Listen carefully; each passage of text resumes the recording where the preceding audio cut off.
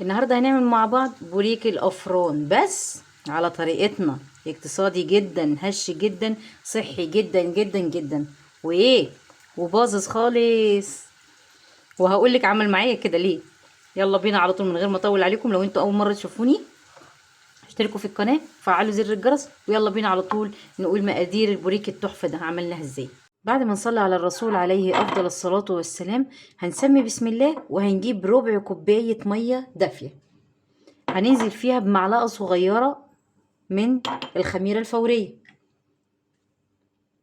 وزيها معلقة صغيرة من السكر. هقلب الكلام الجميل ده كله كده مع بعضه، واتأكد من الخميرة دابت كويس، واركنها على على جنب يعني تشتغل، واتأكد منها انها صالحة او لا. على ما الخميرة بتاعتنا تشتغل او تتفاعل يعني، هنحضر مع بعض المكونات الجافة. 4 كوبايات من الدقيق.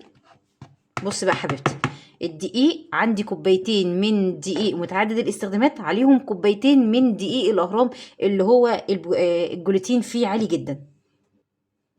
هنزل عليه بمعلقه كبيره كده من الخل، وربع معلقه صغيره كده من الملح. اما اتاكدت الخميره ابتدت تشتغل كده ودخلت في الفوران كده، هبتدي انزل بخليط الخميره. انزل عندي بمعلقتين كبار من الزبادي مليانين كده، وعندي كوباية بس مش مليانة، ناقص عقلة صباع من اللبن الرايب.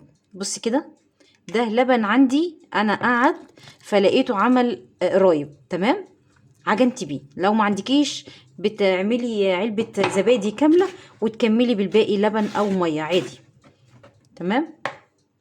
وعندي كيس صلصة كده من الجاهزة، هنزل بيها كده.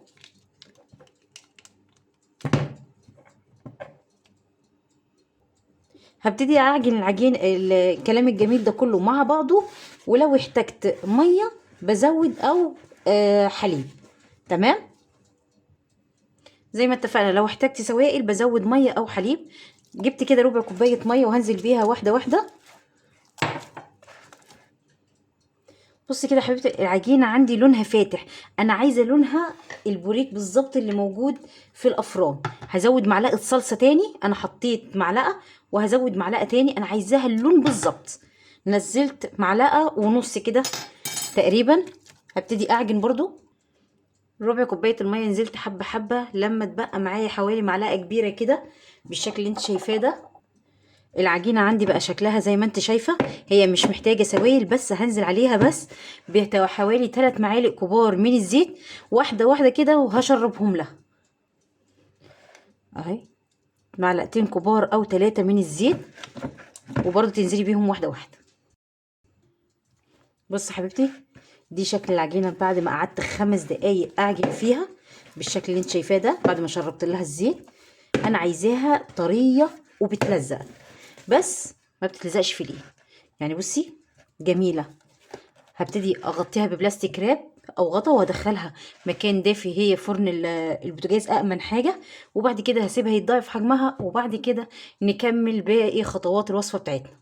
على ما العجينه بتاعتنا تخمر، هحضر مع بعض الحشوه. عندي هنا معلقه كبيره من الجبنه الفيتا، ومعلقه زيها كبيره برضو من الجبنه البراميل بالشكل اللي انت شايفاه ده. هبتدي اخلطهم في بعض كده. لو انت وصلت لحد هنا ما تنسيش تصلي على الرسول عليه افضل الصلاه والسلام. وتكه من عندي دي بقى رشه حبه البركه. على فكره حبه البركه جميله جدا، واوصى بها الرسول عليه افضل الصلاه والسلام. يعني مش كتير عشان في ناس ما بتحبهاش كتير. وبكده الحشوه بتاعتي بقت جاهزه. هحضر عندي الرخامه، طبعا الرخامه مسحها كويس. عندي العجينه بتاعتي خمرت بسم الله، وتضاعف حجمها زي ما انت شايفه كده. بعد ما العجينه عندي خمرت، هبتدي ادهن الرخامه عندي بالزيت بالشكل اللي انت شايفاه ده، وهفردها دايره سمكها حوالي 1 ملي. اعمل العجينه كده بسم الله. طبعا طالما انا لميت العجينة مش هينفع افردها دلوقتي لان هتبقى شدت معايا، فهسيبها بس دقيقة تبتدي تريح تاني عشان اقدر افردها بسهولة. وبعد ما عديت عليها كده نص دقيقة هجيب المردانة بتاعتي هدهنها بالزيت بالشكل اللي انت شايفاه ده، وابتدي افرد العجينة بتاعتي بسمك نص سنتي زي ما اتفقنا.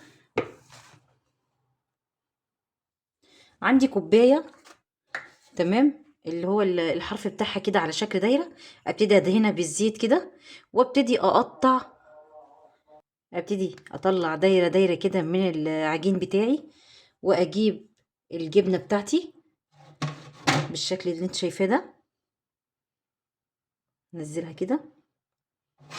وزي ما انت بتحبي البوريك بتاعك يكون حجمه، انت بتعملي العجينة بتاعتك على قدها.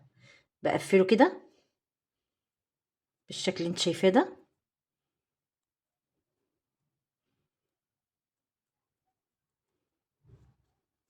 كده. وده شكل البوريك بتاعي. ده فايض العجين كورته تاني وسبته يريح تاني عشان هرجع افرده تاني بالمنظر ده واعمله بوريك.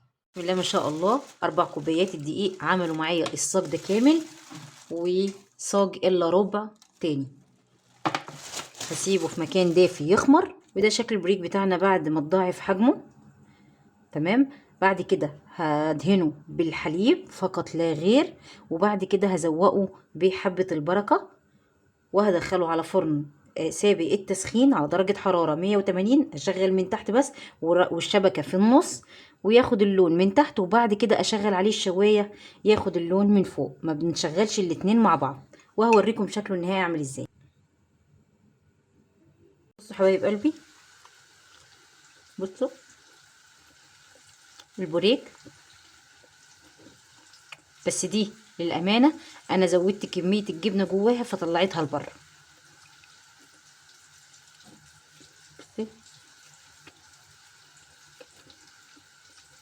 خطيرة.